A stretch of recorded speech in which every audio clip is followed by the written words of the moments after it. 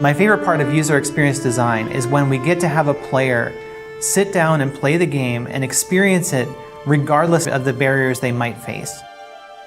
Seeing players just overjoyed at the experience is one of the things that brings absolute joy to my heart.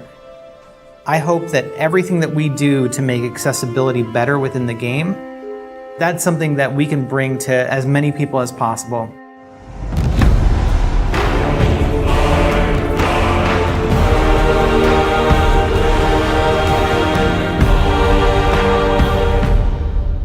I'm Mila Pavlin, and I'm the lead UX designer on God of War Ragnarök. My name is Sam Chaffel. I'm the associate UX accessibility designer. My name is Zhou Xuanyi. I'm a rendering programmer. Hi, I'm Kate Marlin, senior producer of the gameplay team.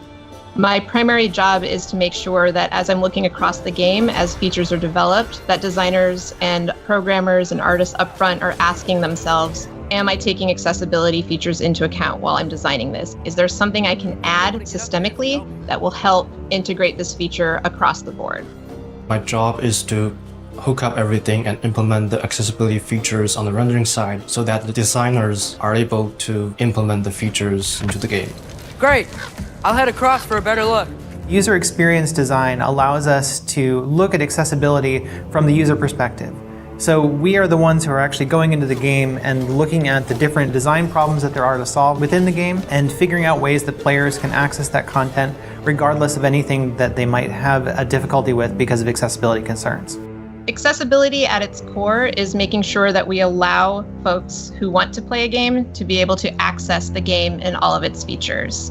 That allows players to have experiences that they might not otherwise be able to. From swinging your axe as Kratos to traversing the realms and experiencing the story. These features make it possible to do these things. People are no longer limited by their physical capabilities, and they will be able to enjoy the game just like anybody else. There's a saying in the accessibility community, never about us without us, and we really wanted to make sure that everything that we are doing is with the community and not just about them. So we have to reach out to fans and understand what their needs are when it comes to accessibility concerns, and we have to reach out through consultants and playtesters to understand what things may be hindering someone from being able to complete the game. It's always the best to be able to communicate with the user and see what they're happy with and what they want improved. Some of the most inspiring things that I've seen that have made me want to think more about accessibility is seeing the stories that players have and how much it means to them when they're able to sit down with the game for the first time and play more than they ever thought they could. Boy, we must be better. You must never forget that. With the last God of War, we ended the game understanding that there were major problems with the way that we were designing for accessibility.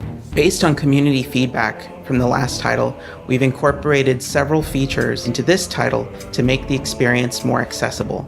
We talked to them about what they needed in order to play going forward, and we started to prioritize things very early in production. I think that was one of the biggest lessons we learned, is that early production, making sure that we have everything in place at the beginning of the development cycle. If you're trying to bake a blueberry muffin, you don't wait until the end to put the blueberries in. You make sure that it's in the batter. And with accessibility, we needed to make sure that we put those blueberries into the batter at the beginning so that they could bake in and we would have accessibility at the end. By having controller remapping, by having assists for things that seem trivial, we allow people to get past those blockers and experience it in a way that it's intended. The features that I am most excited for players to try out are the combat assists. I think that these are just amazingly fun to use. In the last title, we had a feature called Recenter on Attack. Every time you'd hit an enemy, the camera would make sure that enemy was centered. When we're looking at God of War Ragnarök, we've expanded those combat options to allow for recenter on swing, which means that as you swing your axe in combat, you're going to slowly orient towards a different enemy. This is one of my personal favorite features because every time you swing the axe or swing the blades, the camera recenters towards the enemy. This allows players to go into a space, and if you have limited mobility or if you're unable to utilize the look controls, you can still target different enemies even though you're not hitting them.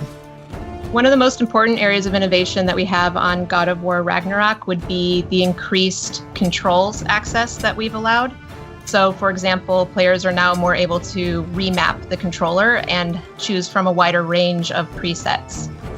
The feature that I'm most excited for players to try is the Collector's Mode. Collector's Mode highlights collectible objects in the game, such as ravens, so that they're much easier for players to find. I'm excited for players to try various features that we've created, from high contrast mode to traversal assist, auto pickup to navigation assist. Navigation assist was one that I particularly am proud of because we went from not being able to have someone navigate through the game at all to having someone be able to navigate using just a navigation assistance ping. So we looked at games like The Last of Us Part 2 and how they were navigating players through their world with low vision play. And we took our own internal compass system and were able to actually allow players to rotate their camera towards the compass and navigate to their next objective. Other features to look out for would be subtitle customization. So, for example, you can color the subtitle differently from the speaker, and you can even have the speaker name show up or turn that off if you don't like to see that speaker name in front of there. You can set a background for the captions. So when you're seeing the text, if you need more contrast behind the text, that's an option that's added in there. Another cool, exciting feature that we added was directional indicators to our captions and subtitles. So wherever a noise caption is coming from, the arrow will be pointing to it. So if there's a character speaking and you see the subtitles on the screen, there will be an arrow pointing out also where that character is relative to the player's camera. All these features will enable players to experience the game in different ways and adjust the challenge to their needs. Some of the things that I found useful are just settings around kind of reducing the amount of inputs I have to do when I don't feel like it's super necessary for me to control that aspect of the game. This one has helped me by having options like traversal assist, which just kind of makes the character vault over things and climb up things automatically, which reduces the strain on my body so I can just get ready to fight rather than just be spending time like traveling over things. I think a big misconception people have about accessibility features is that they're only applied to certain people. It's not about making a game easy. It's not about adding cheats. Accessibility controls are beneficial for everyone. It's beneficial for people with disabilities to be able to better engage with the game, but also open up those menus and see what they can do for you. People think accessibility means easy mode, and it is absolutely not about easy mode. If someone is unable to use their hand, for example, it doesn't mean that they want a lower difficulty. They just need to be able to set the controls in a way that allows them to use the controls differently. I'm partially deaf, so I can only hear out of my right side. The fact that they had audio panning made me really, really happy because I still can feel vibrations from my left. So I just channeled more of the audio through to my right side, which enabled me to hear everything just kind of better. Growing up playing games one-handed was very challenging. Early games didn't have all the accessibility features that games like God of War Ragnarök and The Last of Us Part 2 have. There's a stronger motivation there to be a better developer and a better designer when you know that you are making people's lives better by allowing them to play. The future of accessibility in video games is very exciting. As we continue to innovate and the conversation grows, the experience just gets better for everyone. My hope is that it will expand beyond our current audience to include everyone. The more every studio takes in information about what can make accessibility better, the more we can inspire each other and the better we can make all of our games more accessible. I really have a high vision of making games that are not just accessible in the way that you can just get through them, but that they're accessible in a way that they are enjoyable and create more choice for players.